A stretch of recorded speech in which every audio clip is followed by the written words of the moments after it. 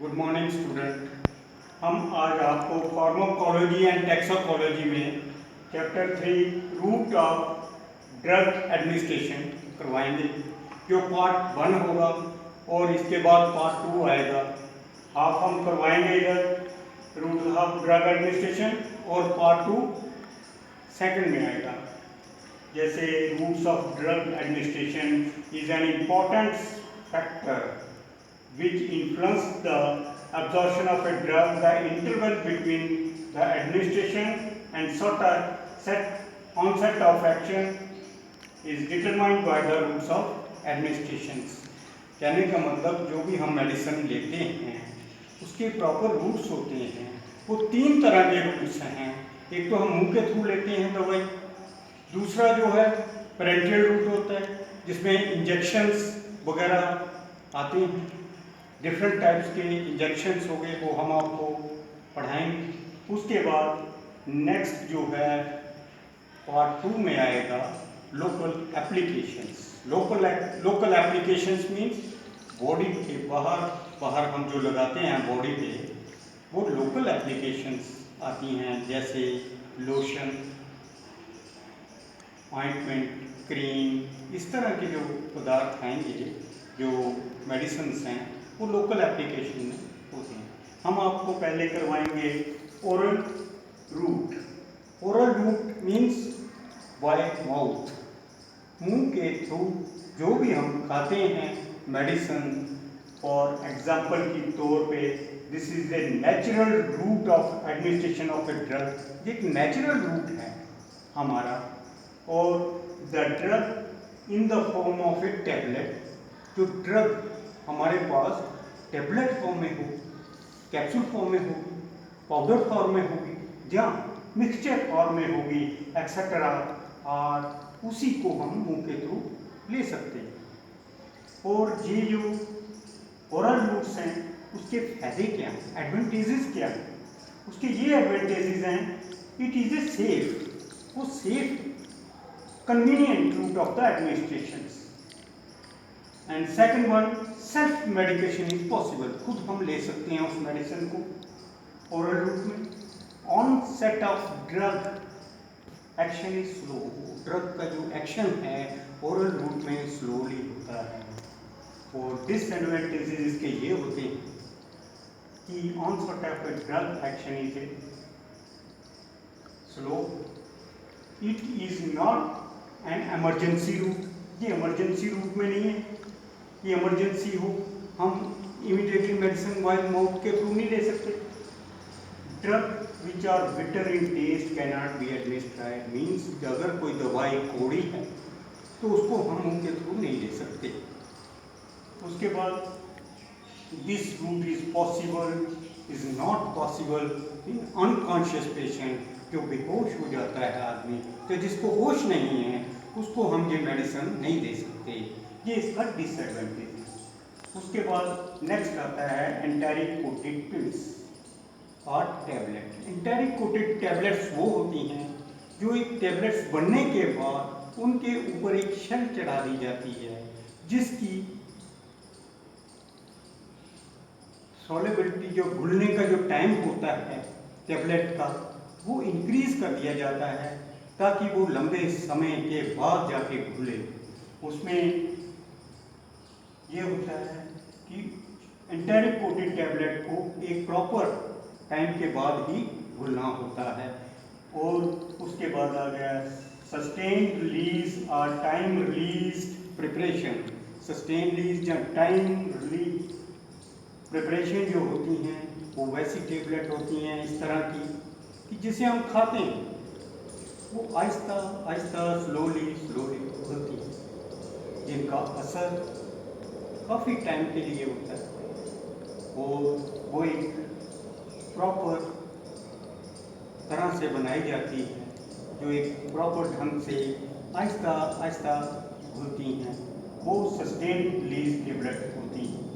उसके बाद हमारा नेक्स्ट जो आ गया मेन पेरेंटियल रूट।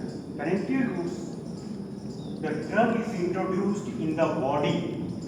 जो हम दवाई अपने शरीर के अंदर लेते हैं with the help of syringe और नीडल। सिरिंज या नीडल के थ्रू जो जाती है दवाई हमारी बॉडी के अंदर, वो पेरेंटियल रूट।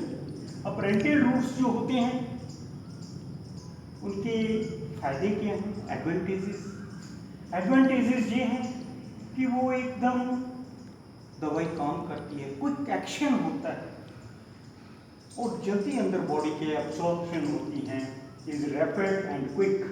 और सेकंड उसका होता है accurate dose of a drug can be given. उसमें हम प्रॉपर ढंग से एक एक्यूरेट डोज जितनी हमें चाहिए वही हम दे सकते हैं। और थर्ड वन जो है, it is useful in emergency. अगर कहीं हमें इमरजेंसी हो जाती है या अनकॉन्शियस पेशेंट आ जाता है हमारे पास, तो वहाँ पे हम ये मेडिसिन देते हैं, इसका रिजल्ट अच्छा आता है। और it is useful in case of unconscious patient, या अनकॉन्शियस पेशेंट के लिए भी बेहतर है। उसके बाद हमारे पास आएगा डिसएडवांटेजेस, इसके नुकसान क्या है। पहले हमने आपको पहले बताया एडवांटेजेस, अब नुकसान ये हैं कि पेन में बी प्रोड्यूस। जब भी हम इंजेक्शन लगाएंगे या नीडल या सिरिंज से मेडिसिन इंजेक्ट करेंगे तो हमें पेन होगी। सेकंड जो है, खुद हम दवाई नहीं ले सकते जी, parenteral self medication is not possible. And third one, इसमें नीडल और सिरिंज जो है are required to be a properly sterilised. इसमें सिरिंज और नीडल हमें चाहिए जो एक प्रॉपरली स्टेरलाइज्ड होनी चाहिए। स्टेरलाइजेशन इसका बहुत ज़रूरी है। और फोर्थ वन आ गया, it is an expensive route. ये महंगा खर्चीला रूट। और self medication is not possible, इसमें हम खुद इंजेक्शन नहीं लगा सकते। उसके बाद आ गया इंजेक्शंस। अब इंजेक्शंस जो होते हैं, इंट्राडर्मल इंजेक्शंस, इंजेक्शन भी बहुत तरह से लगाए जाते हैं बॉडी में। First one intradermal. इंट्राडर्मल इस तरह का एक इंजेक्शन होता है, the drug is a small quantity, थोड़ी क्वांटिटी में दवाई दी जाती है ऊपर वाली लेयर पे स्किन की, with the help of needle and syringe जैसे BCG and small pox vaccines are administered by this route. उसे हम इस रूट के थ्रू देते हैं। उसके बाद हमारा आ गया सबक्यूटेनाइज रूट। सबक्यूटेनाइज रूट वो होते हैं, an injection is made by inserting a hypodermic needle.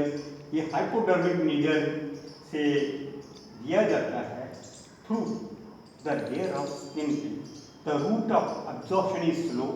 इसका जो ड्रग का अब्जॉर्प्शन है वो स्लो होता है, and hence the effect is prolonged, और इसका असर लंबा हो जाता है। जैसे इंसुलिन के इंजेक्शंस इसी रूट से दिया जाता है। उसके बाद हमारा थर्ड वन आ गया इंट्रावीनियस।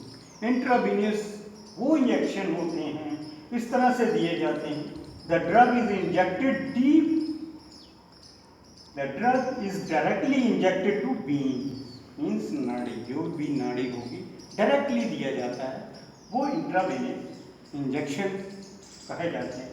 और इंट्रामस्कुलर इंजेक्शन इस तरह से दिए जाते हैं, the drug is injected deep into the muscles. Muscles जो होते हैं हमारे, ये बैक साइड पे जो हो गया, जितना मसल डीप हैं वहाँ पे दिया जाता है। The routes of absorption is uniform and onset of action is rapid.